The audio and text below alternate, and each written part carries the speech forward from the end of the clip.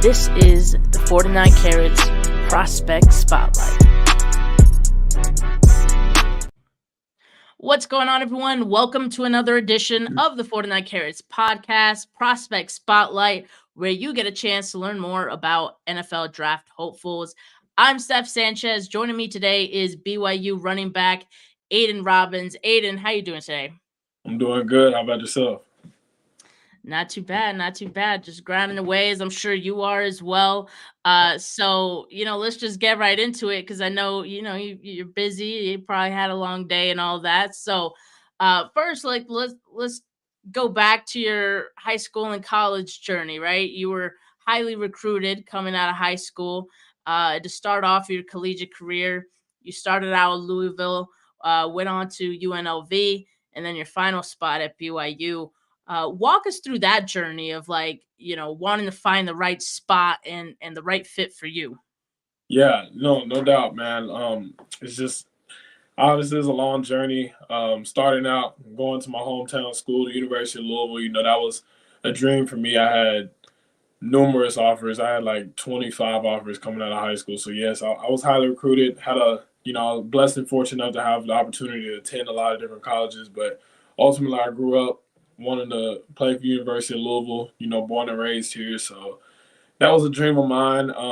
Kind of got inherited by Scott Satterfield and his staff. They had got hired while I was committed to Louisville. They got hired probably like a week or two at the most before signing day. So went ahead, signed a letter of intent, went to University of Louisville, stuck it out there, learned a lot there, enhanced my football IQ, graduated with my degree in, 2.5 years.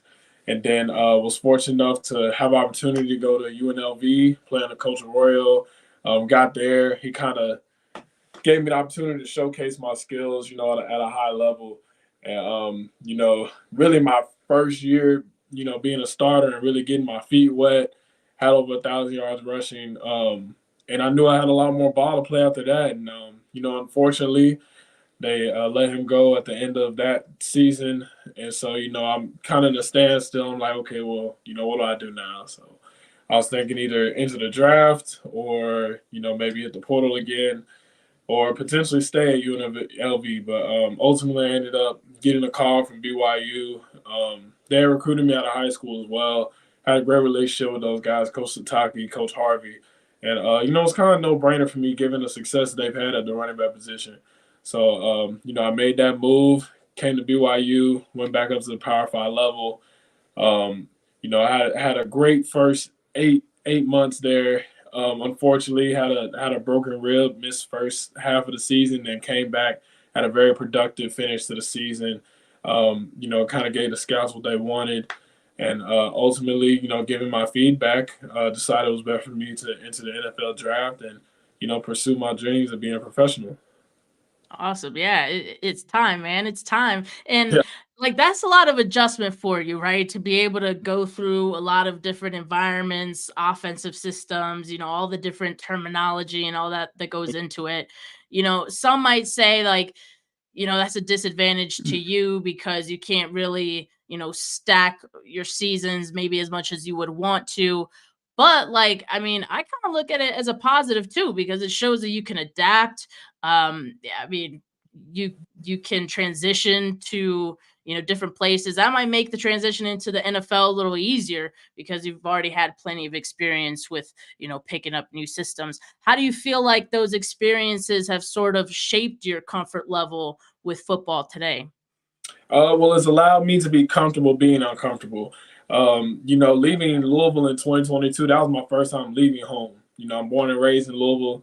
I went to high school right across the street from the University of Louisville, so I graduated, went right across the street to college, played 3 seasons there, and then, went to Vegas, of all places. Mm-hmm. So, got there and had to adjust to life in a different part of the country and, not only adjust on the field, but off the field as well, just the differences in the environment and, the people out there and things like that. And then, going from a place like Vegas to a place like Utah. So I really feel that that kind of shows my versatility as a person. I Yeah. feel like I fit in with any crowd and be able to learn all different types of offensive schemes and just being able to adapt to any environment around me. Yeah, exactly. I mean, again, you gotta turn it into a positive, and it seems like you definitely have. Was there a year in your collegiate career where you felt like things started to click for you, the game started to slow down a bit?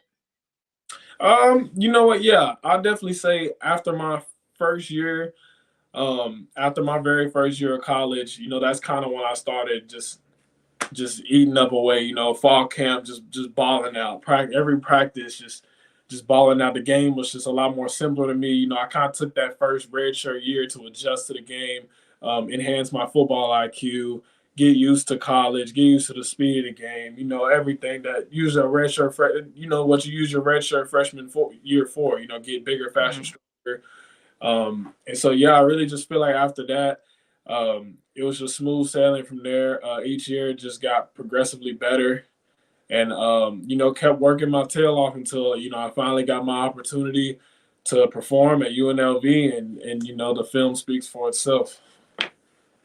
So a lot of teams would say no block, no rock. All right. So what goes through your mind when you're in pass pro? What's your mindset when it comes to protecting your quarterback? Yeah, for sure. I mean, that's kind of in the job description as a running back. You got to be able to catch, block, and run. We're one of the few positions that has to do all of that, and you got to bring your lunch pail to work. It's kind of like in my eyes, it's like okay, well, it's not time to be a diva. It's time to turn into a linebacker. I so love it. yeah, whenever I'm in pass protection, you kind of just have to enter a whole new mindset and kind of think Mhm. like a defensive player. You got to hit now, and you're not trying to run away from people. You got to run towards people. So you just kind of got a killer mindset and try to knock out anyone who tries to hit your quarterback. I think of my quarterback as my best friend or my mother. You don't want no one to touch your mother. So I think of it like that. Exactly. No, I love the mindset. Feel like that's definitely something you gotta have. Yeah, So when it comes to your running style, what is one word you would describe uh your running style with? downhill. Definitely describe my running style as downhill. If you look at my vitals, I'm every bit of 6'2", 6'3", 240 pounds.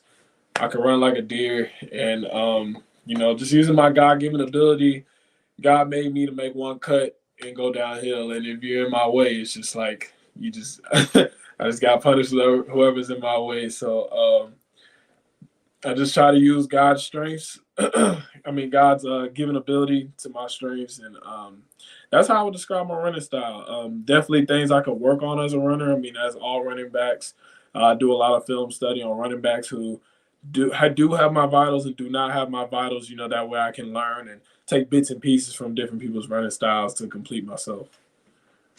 I love that you answer the question that way because you're like, this is what I do great, but also this is how I could get better. I didn't even ask you how you could get Yeah. better, but you're already thinking about those things in your mind. So with that, like, what are some players that you are watching that have similar like vitals to you, that you kind of pick from their game a bit? Yeah, for sure. Definitely, obviously, my favorite player, Derrick Henry. Hopefully, I get a chance to meet him this year in the league, and then guys like Latavius Murray, Eddie George, old guy Earl Campbell. I even go back as far as to watch guys like him, Jim Brown, one of the greatest running backs of all time, and then just as far as people that do not share the same vitals as me, I watch guys like your own Christian McCaffrey. Arguably the best running back in the Hmm. league. Alvin Kamara, Jonathan Taylor is a great back. Zach Moss with the Colts, a great back. Brees Hall. Gosh, I could go on for days. I mean, there's a lot of running backs that don't share the same vitals as me, but every single running back in the league is different. And I do like to watch each and every guy like Josh Jacobs. He's not the biggest guy, but he runs hard. And, I just like to watch different guys and take bits and pieces from their game and put it into my own. I definitely feel like a lot of those guys have something in common, and it's something that I noticed within your game as well. Because I noticed like you don't go down with the first contact. And I often saw defenders like they can't simply tackle you. It's like you're the one tackling the defenders on your way to getting extra yards. So walk me through your mindset with the ball in your hands. Like, why is it so hard to bring you down? Well, I mean, that's my job to score touchdowns. To do what it takes to get in the end zone, you got to be the hammer and not the nail. It's either at running back is either hit or get hit. So why not be the enforcer? Is that something you work on in training as far as like balance, technique, body control, Oh, and all that? absolutely, that's huge. That's huge as a running back. And Christian McCaffrey, I watched some of his training He's tapes. He's crazy. huge on that. He's very big Yeah. on that. He has some of the him and Alvin Kamara have some of the best balance in the game. It's crazy. You hit CMC, he might you might hit him, he might go right, but he's gonna stand on all 10 toes at the, at Right. the end of the Exactly. play. Yeah. It's like they do those, like, very unconventional looking drills that look silly when they're doing Yeah. them, but then when you see those same moves on the field, you're like, "Oh, yeah, I've seen that in those workout videos, Oh that yeah. same body control." So, yeah, definitely feel that.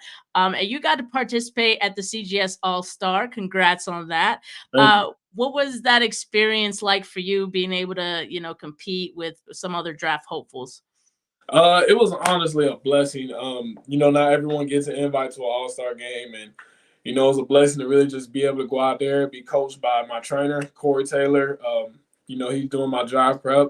Shout out to him. I've been working out with him since I was every bit of 12 years old, and it's nice to get out there, get coached up by him, and play against some of the best guys in the country in their respective leagues and being able to showcase my ability to run routes, catch out of the backfield, and pass protect as well.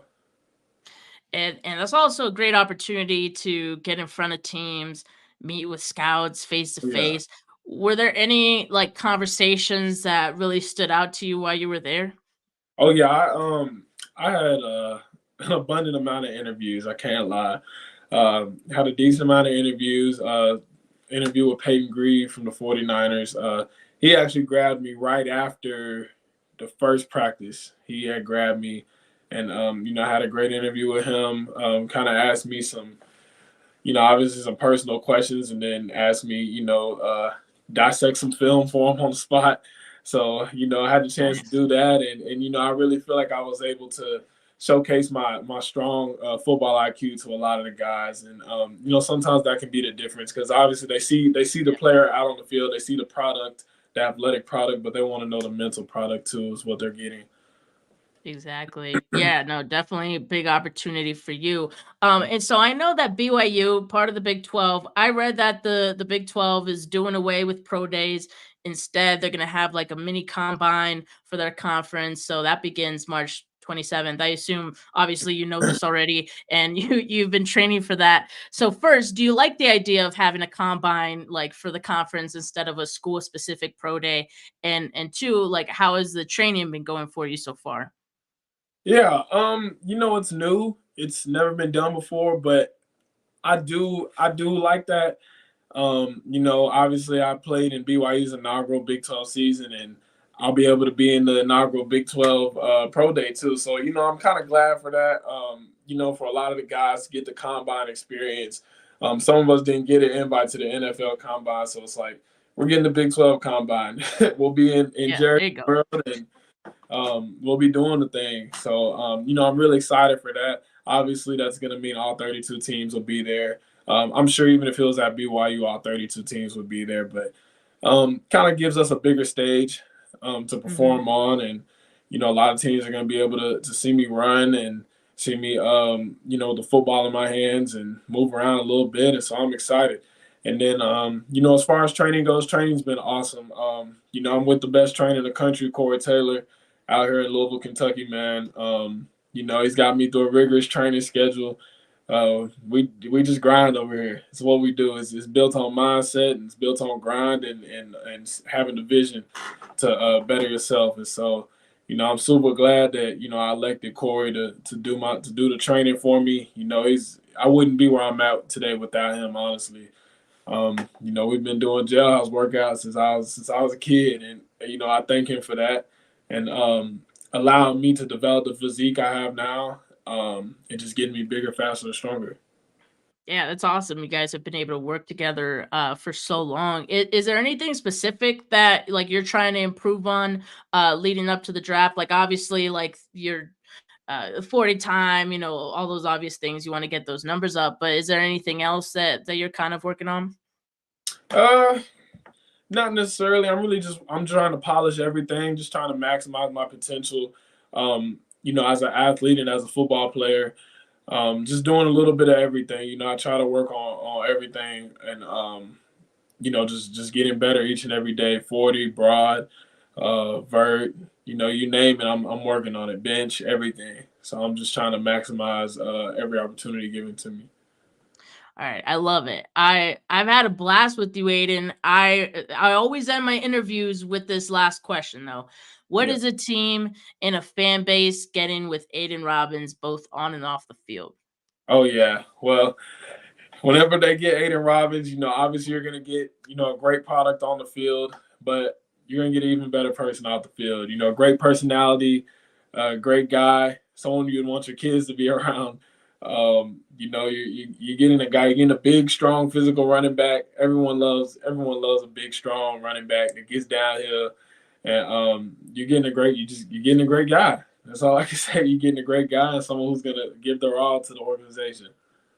See, that's why I love these interviews too, because like I can watch you on tape and that gives me just like one piece of the puzzle. But like this is the other part that, a lot of people, a lot of fans don't always get to see. So this has been awesome getting to know you, Aiden, and best of luck, these next few months. Definitely going to be following along to that Big 12 mini combine that they're gonna have and gonna be watching your numbers and hopefully all goes well.